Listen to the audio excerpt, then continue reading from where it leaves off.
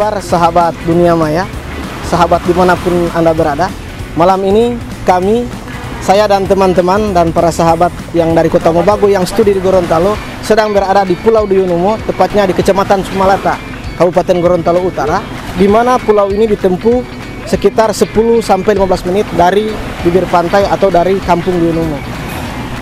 Hari ini kita lagi menyantap hidangan ala kadarnya, di mana tidak bisa kita dapatkan di tempat dan di kondisi perkotaan. Hari ini kita main di wisata pantai.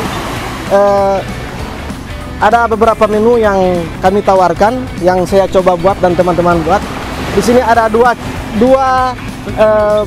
perempuan yang sedang merasakan hidangan yang kami buat. Ada oci bakar. Ini menu pertama malam ini. Kami akan menginap di pulau ini sampai pada besok hari. Rica? Aman. Rica aman? Ikan? Ada ikan? Pisang? Pisang, boy.